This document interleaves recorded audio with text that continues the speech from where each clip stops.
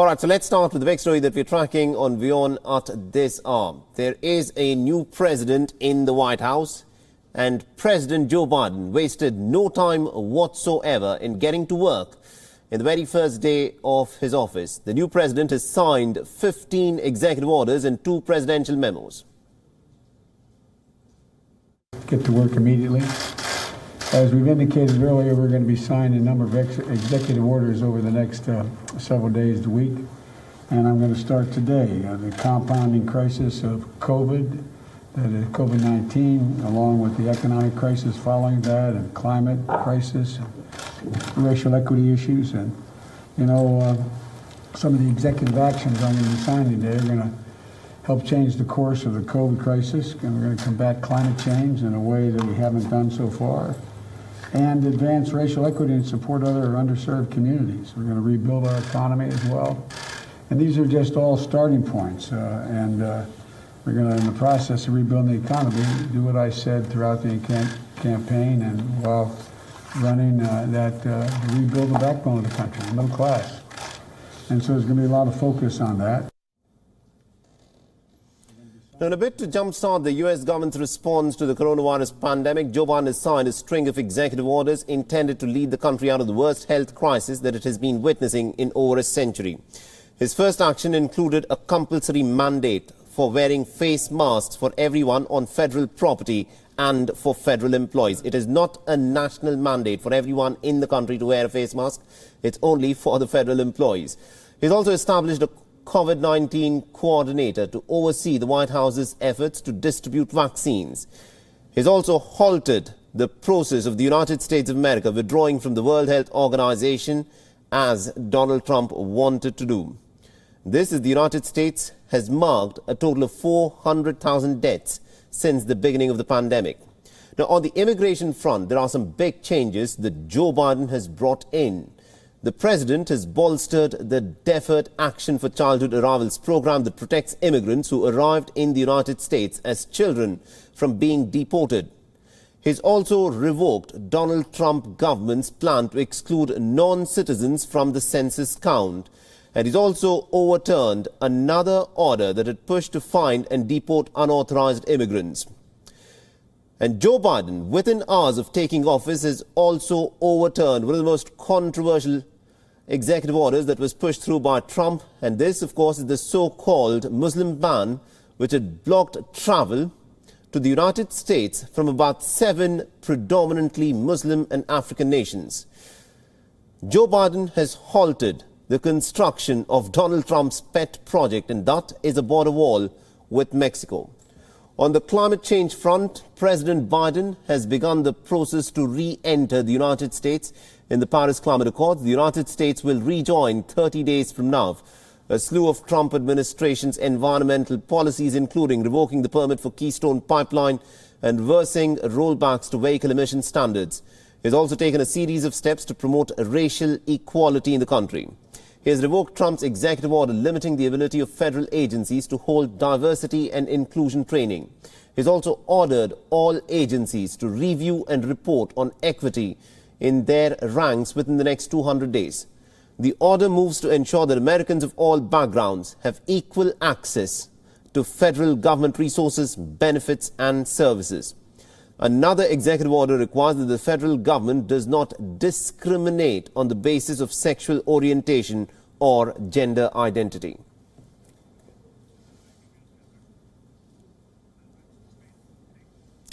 All right, now to give us more insights in terms of how Joe Biden's presidency is going to be different from that of his predecessor and what challenges lie ahead for Joe Biden, we're joined in by Dhruva Jaishankar. He's the director of the U.S. Initiative ORF Observer Research Foundation.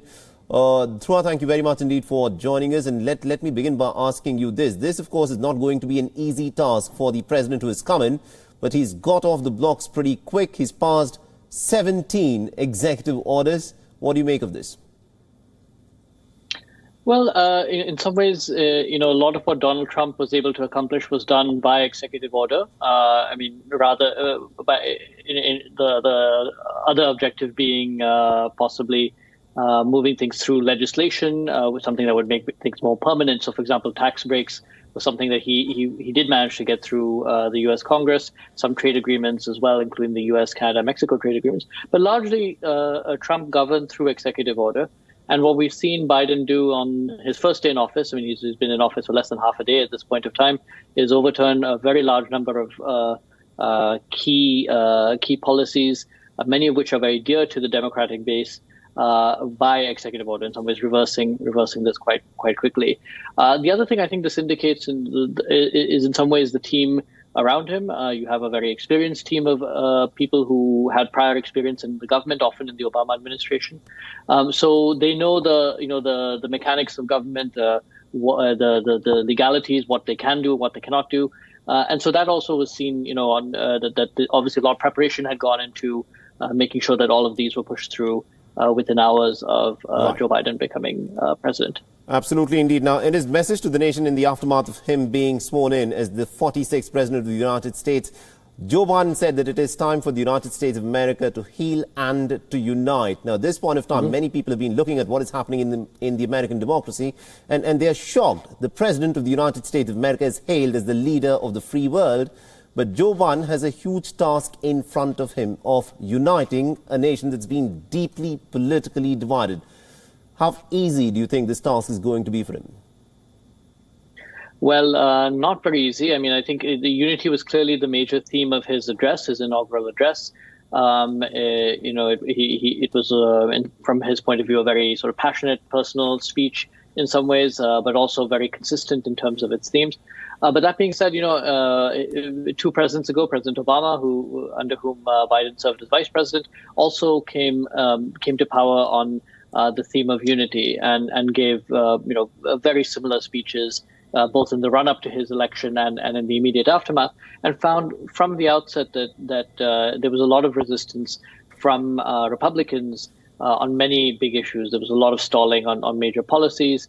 In some ways, the Obama years saw greater divisiveness and political polarization take place, despite Obama's personal efforts in that way. So it is really an uphill struggle, I think, that Biden will face to see through again the rhetoric behind the unity. One of the key takeaways from what happened 2 weeks ago is really, in some ways, how a lot of Americans are living in a sort of parallel media universe in some way. So whether that message really gets through, whether people see that as sincere, whether that is really accepted by a lot of people remains to be seen. Absolutely, indeed. Now, one of the key, policy objectives of Donald Trump during his presidency was to try and he was pulling out of a lot of these international agreements. He had walked out of the Paris Climate Accord, but Joe Biden has now overturned that. He wanted to walk out of the WHO, and Joe Biden has halted that.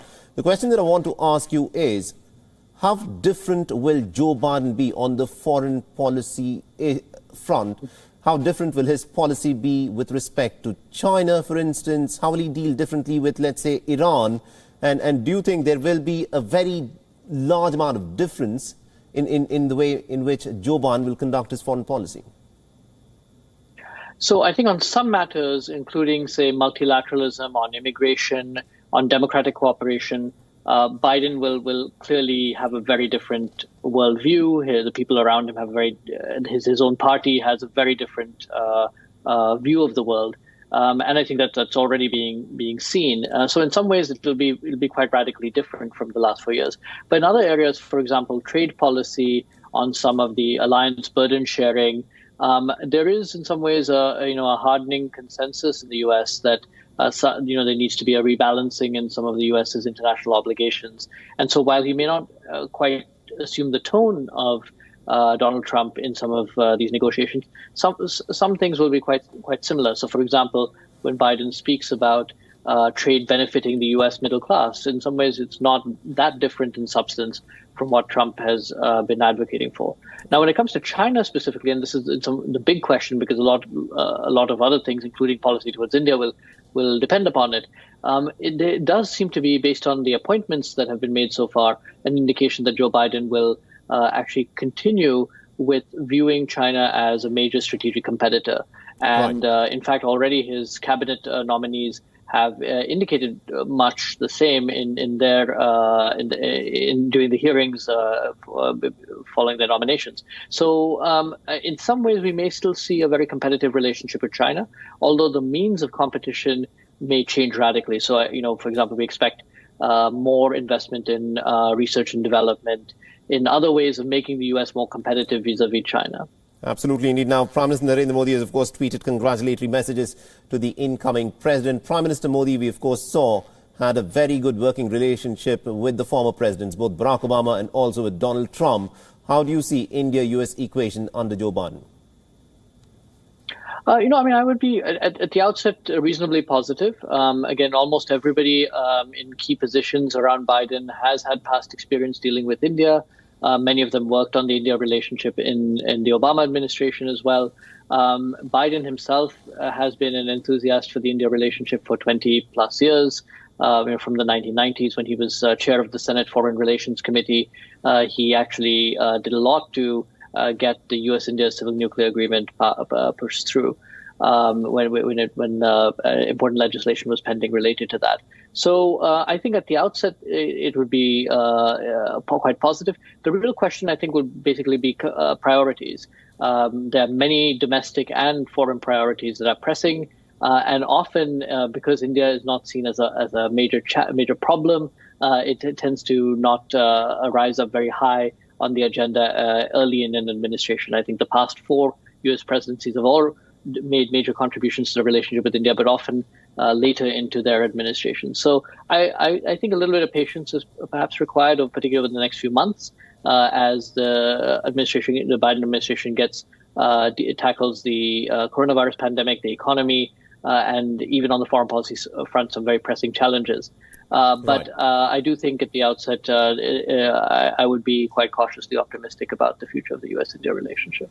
Absolutely. And the other big issue that I, of course, want to talk to you about is about Kamala Harris being now the Vice President of the United States of America. This indeed is chasing the big American dream. She is the daughter of an immigrant who went from the South Indian state of Tamil Nadu all the way to the United States. And Kamala Harris is now the Vice President of the United States of America, and she's broken many a glass ceiling. She's also the first woman to occupy the office of the Vice President, the first woman of color, of African descent and also of Indian descent to be occupying that office. How significant is breaking of this glass ceiling?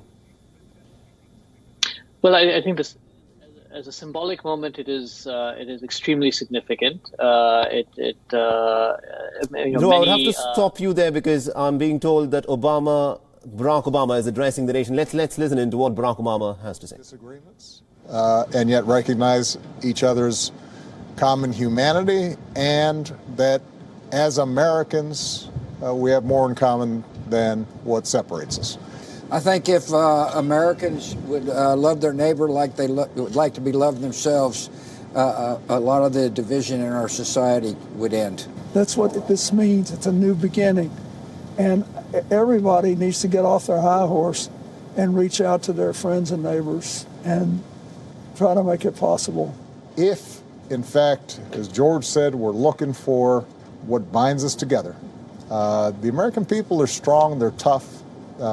They can get through hardship, and there's no problem they can't solve when we're working together. I think that was the theme of Joe's inaugural speech, and I think all of us discovered that we're at our best when we're all moving in the same direction. America's a generous country with people with great hearts.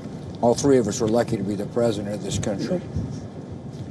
Mr. President, I'm pulling for your success. Your success is our country's success, and God bless you. I'm glad you're there, and I wish you well. You have spoken for us today. Now you will lead for us, and we're ready to march with you. Good luck. God bless you. Joe, I'm proud of you, and you and Kamala need to know that you've got all of us here rooting for your success, keeping you in our prayers, and we will be available in any ways that we can as citizens to help you guide our country forward. We wish you Godspeed. All right, so those were the When our former presidents, United States of America, Barack Obama, George W. Bush, and also Bill Clinton, all of them stating that it is important for the United States of America to unite. And they also said that there is quite clearly a lot of hope that the Americans will be able to pull through of this crisis. Now, Dhruv Jaishankar is still with me. We were talking about what this election actually means and how significant is this for the people of America, especially after the pretty tumultuous time under the Trump administration. But it is now Joe Biden who's in charge of the White House in Washington, D.C. And Dhruv Jaishankar is joining me from Washington, D.C. Dhruv, we were talking about the significance of Kamala Harris breaking through the glass ceiling. Although the United States happens to be such an old democracy, a woman has never occupied the top office in the United States of America. And Kamala Harris has now broken through a certain part of the glass ceiling. She's now the Vice President of the United States of America. And there are many firsts in the fact that she's now become the Vice President. And we were talking about the significance there. Go ahead, Dhruv. No, I mean, I think the symbolic significance is immense. It's a really inspirational story. Her mother, coming as a young student to the United States from India, particularly at that time, marrying Kamala Harris's father, having two children, but then raising them as a single mother. Her life story in some ways is a great inspiration for a large number of Americans and for people around the world, particularly women, particularly younger women, and particularly minorities in the U.S. But I do think also that it's been interesting to see also the sort of very mixed reactions in India, great expectations on the one hand, and also sort of scrutiny about her, how much significance she will be giving to the India relationship. So, but I think it is in some ways a remarkable moment for the United States overall. Absolutely, and we cannot not talk of what is going to happen to Donald Trump and how he'd be leading his life after having demitted from the White House. The president, we're given to understand, will be spending the next few days at his Mar-a-Lago resort in Florida. Do you think Donald Trump will still continue to remain very active in politics, or will he now fade away from here on? Well, he still has a very large following. That's without doubt. A majority of Republicans think highly of him. His approval rating amongst Republicans remains high. Upon departure, it was about 35 to 40%. So I think questions will now be raised as to the future of the Republican Party, how much of a role Trump, both the person and sort of Trumpist ideology, will play a role in the Republican Party going forward. In some ways, there's sort of three scenarios that one can look at. One is Trump remaining active in politics, perhaps even trying to make another bid for the presidency, although the Senate trial that will follow in the next few days will have a say in that. The second is that he will remain a sort of a force behind the scenes, and that whoever does assume the mantle of the Republican Party going forward will require his blessings. And then a third possibility is, of course, that there is a sort of repudiation of Trump and Trumpism by the Republican Party. And it's sort of unclear sort of which of these will play out in the end. But I do think sometimes that, even though he's no longer the president, the fact is that he still has a very large following amongst a very large number of Americans.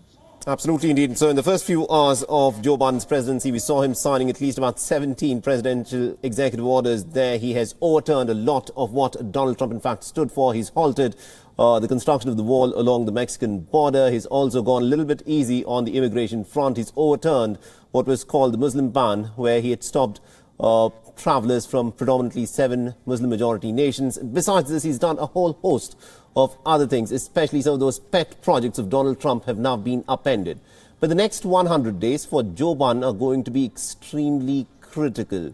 Joe Biden, during his campaigning, was unsparing of the shortcomings of Trump's presidency. But do you think the task ahead of Joe Biden is going to be easy, considering the crisis in the economy and health that the United States presently faces?